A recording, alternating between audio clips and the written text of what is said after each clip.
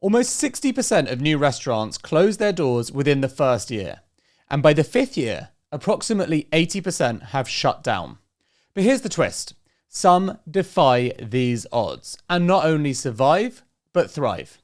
So, what separates the flash-in-the-pan failures from the enduring culinary legends? Stay with us as we uncover the hidden ingredients to restaurant success. Now, imagine this.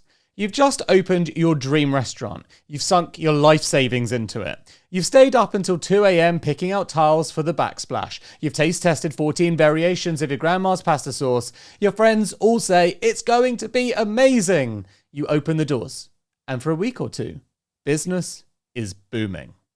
Then comes the slow Tuesday, then the empty Friday, and then the dreaded 1-star Yelp review because someone didn't like the lighting. A month later, the dining room's half empty on a Saturday night. And 6 months in, you're staring at spreadsheets, wondering if you'll make it to the 1-year mark. It's heartbreaking, and it's common. But the question is, why? Now, for many, opening a restaurant is a lifelong dream. It's about passion, creativity, love for food, and community. But the restaurant business isn't just about good food. It's about logistics, numbers, timing, HR, marketing, and chaos control. And that's where the disconnect begins. People walk into the industry thinking it's like hosting a dinner party every night. Now, the truth? Well, I've got lots of friends who run restaurants, and I can tell you this. It's a lot more like running a military campaign. Every service is a war zone. The oven breaks down, 2 servers call in sick, a supplier forgets your salmon delivery, and your most loyal customer just posted on Instagram that their fries were soggy. If you're not prepared for that, you don't stand a chance. Most people assume restaurants make big money, but they don't. In the UK, the average profit margin for a restaurant is between 3 and 5%. That means for every £100 you make, you're keeping just £3 to £5 in profit.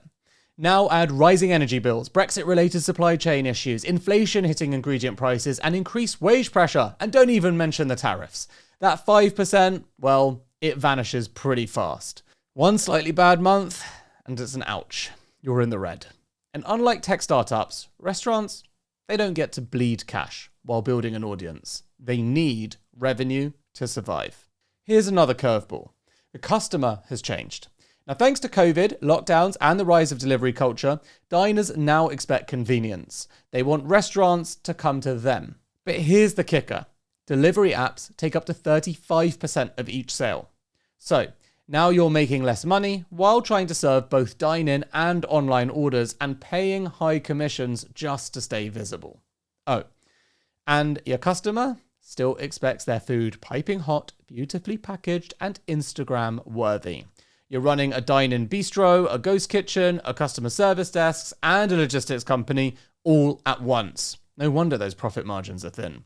And if you think the pressure is bad for owners, just ask the staff. Post-Brexit, the UK hospitality industry lost tens of thousands of workers. The British Hospitality Association reported over 60,000 job vacancies in restaurants and hotels in 2023 alone. It's not uncommon now for a head chef to be washing dishes after a full shift on the grill because there's no one left to do it. High turnover, understaffing, burnout. It's a recipe for disaster. Customers notice, service suffers, and reviews tank. And your dream slips a little further away. Running a business across borders used to feel like chaos until I found Wise Business. Wise is the app for doing things in other currencies, including managing the finances of your international business. With one account, my team can pay suppliers in over 40 currencies. Clients can pay us from around the globe, and since my team has their own logins and limits, I can just check in when I feel like it with total peace of mind. With Wise Business, there are no hidden fees, no exchange rate markups, and no subscription costs eating into profits. Setting up the account was a breeze, and payments go out in as little as a few seconds. Wise even syncs with my accounting software, so I'm not bogged down in the weeds. Plus, 24/7 live support and security like 2-factor authentication means I trust the money is safe.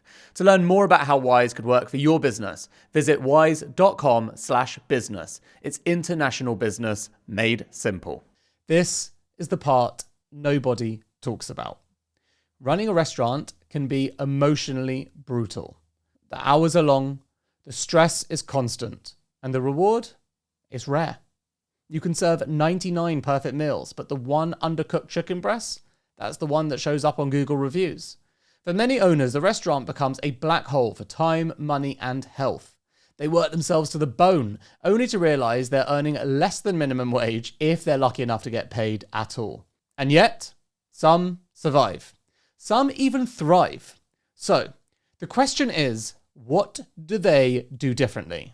How does a restaurant like, for example, Dishoom become a cultural icon in London, while others on the same street close every 6 months? So, we've taken a look at why 80% of restaurants don't make it. The obvious traps, and the sneaky ones too. But now, let's flip it. Because a small group of restaurants don't fail. In fact, they thrive. They expand. They win Michelin stars, and they build cult followings. So the question is, how? What is making them win when others fail? Here are the 5 power moves that the survivors make, deliberately, consistently, and unapologetically. Let's get into it. What do successful restaurants have in common? Well, it's not just the food. It's 5 powerful strategies that go way beyond the plate. So let's start with clarity.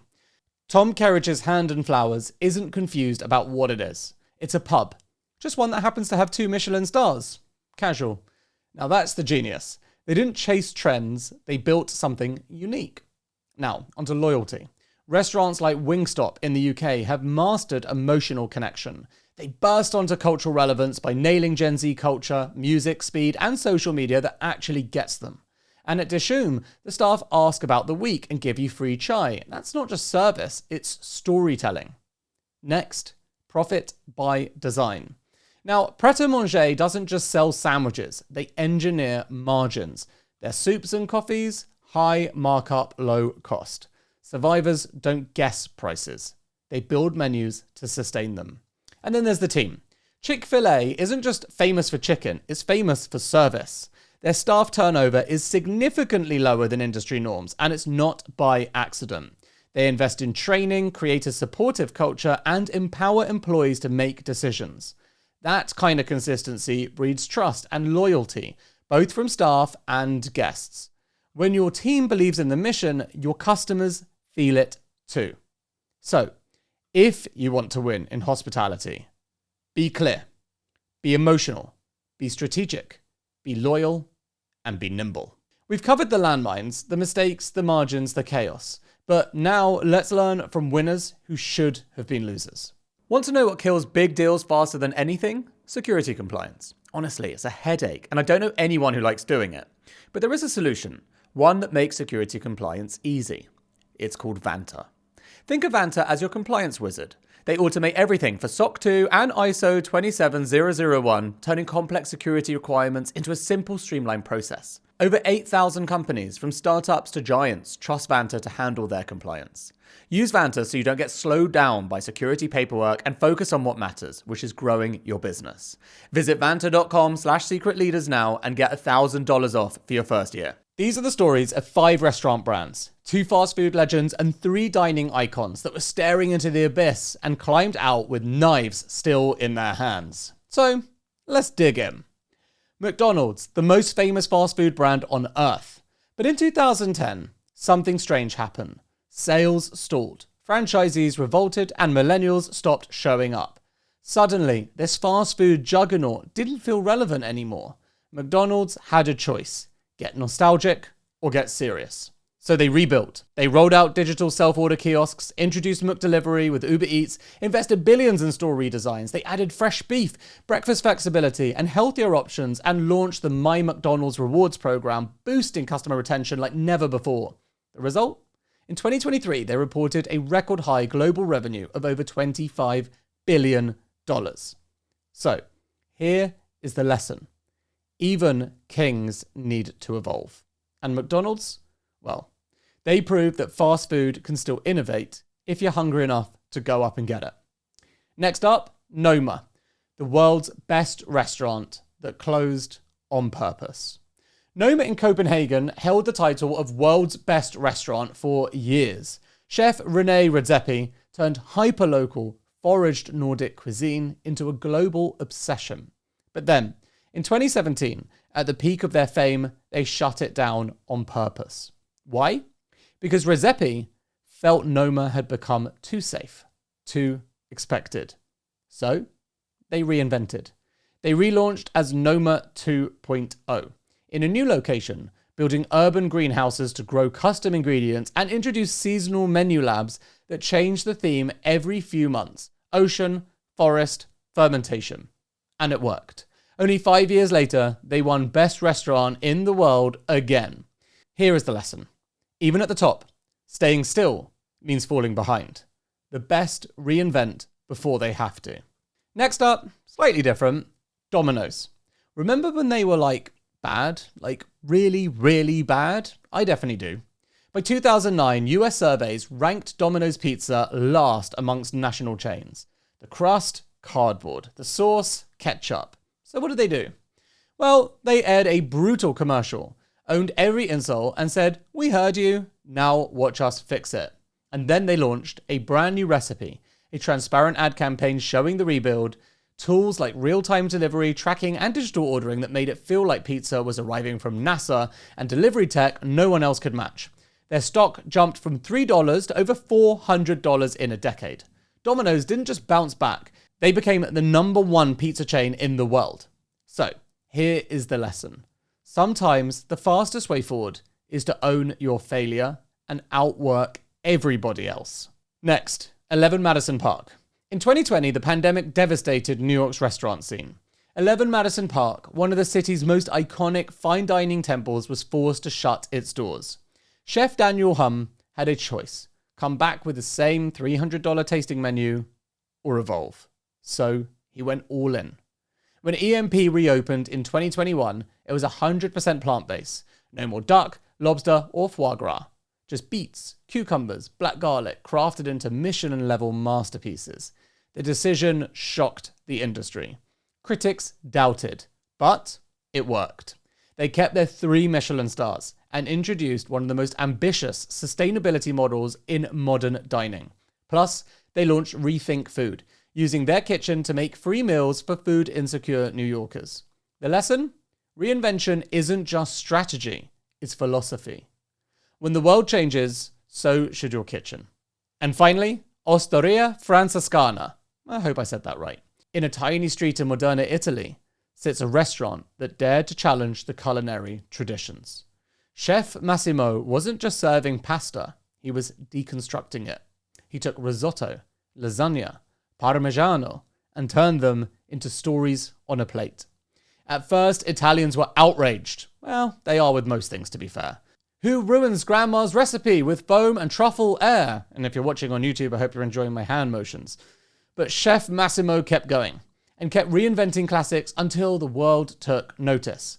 And when he released his signature dish, Oops, I Dropped the Lemon Tart, inspired by a literal kitchen accident, it became a global symbol of turning failure into art. In 2016, Osteria Francescana was named the world's best restaurant. So, what did these 5 brands have in common? None of them stayed the same. And that is the takeaway. Whether you're flipping burgers or plating edible flowers, the key to survival, reinvent relentlessly. So, let's bring this all home. We started with a stat. 80% of restaurants fail. That's not a warning, it's a reality check. But what we've uncovered across this journey, well, is that failure isn't guaranteed. It's just the starting line. We've seen why so many restaurant dreams collapse. And more importantly, we've seen how some rewrite the rules and win.